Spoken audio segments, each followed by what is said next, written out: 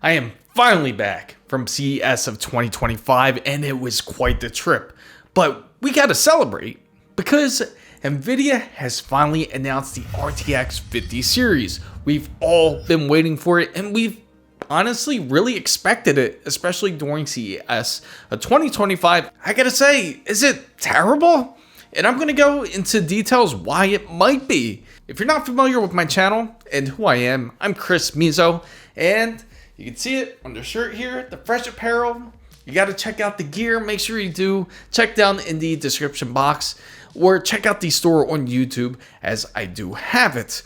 Now, the NVIDIA 50 series has completely changed the game, especially with DLSS 4. But is it really that much of a difference? Especially if you're thinking of upgrading your graphics card. I gotta say on the side note, I was really shocked when I went to AMD's keynote and was really expecting AMD to release their GPUs there, but unfortunately, to my surprise, I can tell you that this unicorn does exist, the RX 9070.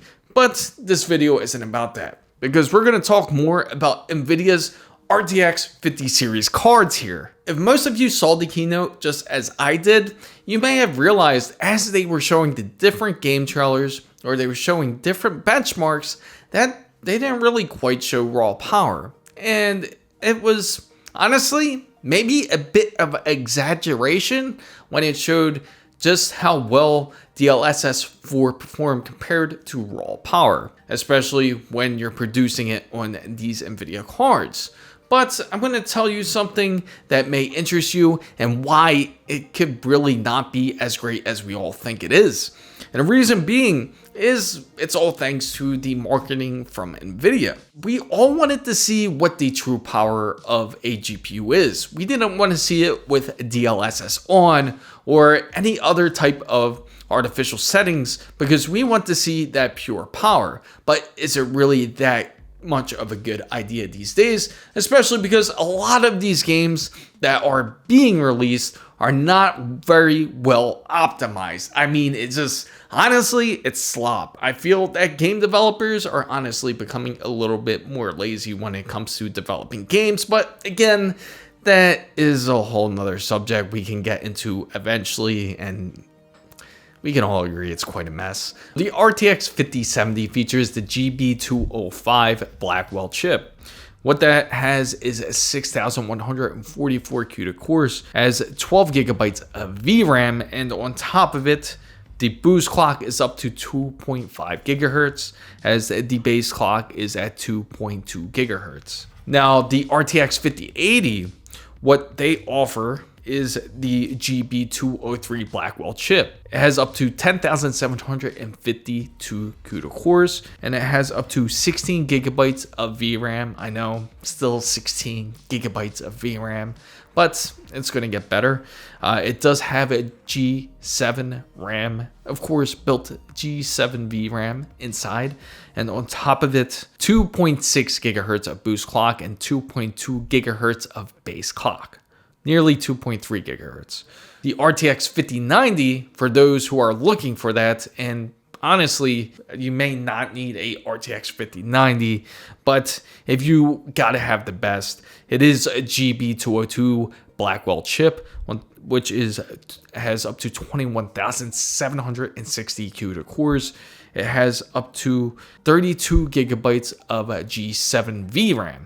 Now, it has a base clock of 2 gigahertz and a boost clock of 2.4 gigahertz. The bus speed is up to 512 bits, which is phenomenal. Again, but the pricing is so high. Now the RTX 5080, it's at an awesome price at $999 USD, but it is double the price. You could buy 2 RTX 5080s for the RTX 5090.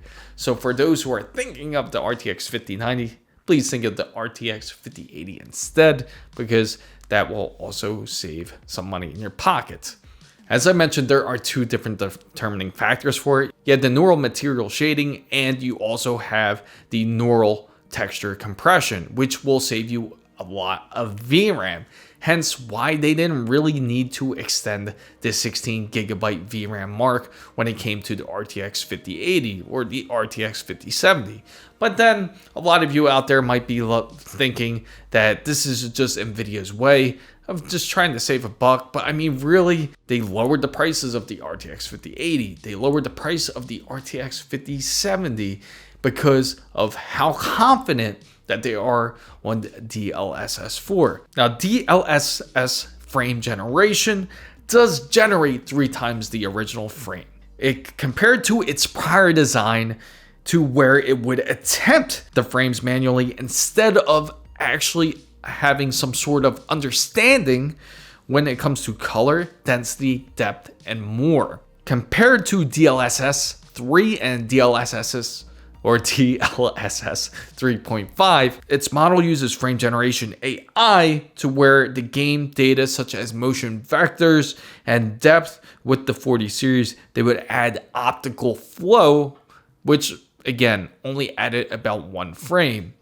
Now, DLSS 4 is much more quicker. In fact, remember when Huang mentioned about training, you only need to run the rendered frame once in order for the RTX 50 series to learn what it is exactly rendering here. The advantage of the 50 series is you will not need to utilize as much of the VRAM as much as a standard GPU. And the best part is you will be able to take advantage of full ray tracing capabilities because thanks again to DLSS, DLSS 4 is advanced to the point where it will be able to pick up ray tracing out of every single pixel. The RTX 50 series isn't bad at all. In fact, it's great.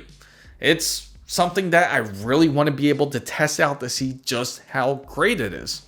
In fact, I want to test RTX 5070 up against a RTX 4090 just to see how much it really can compare to the RTX 4090. If you're talking raw power, that again, it's almost unnecessary, especially because of DLSS 4. It's trying to defeat the problem that we are already running into, which is the problems with optimization. It is completely unnecessary for these game companies to require these high specifications when all they can do is optimize the game. That I want to say that part of it. Make sure you stay tuned for more CES. I will have ASUS, I will have Gigabyte uploaded sometime soon, and I'm really excited to share that with you. I tried to live stream everything, but that was quite hectic over there.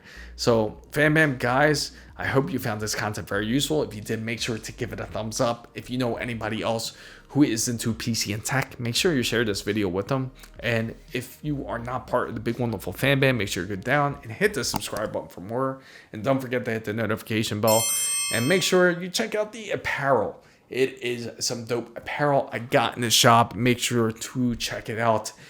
Thanks so much for watching. And also make sure you don't forget about the giveaway. It ends on the 15th, which is really soon. It ends next week. Make sure you join. I don't want anybody to miss out on their chance to win a $50 Visa gift card. Thank you guys so much for watching. This is Chris Mizo signing out.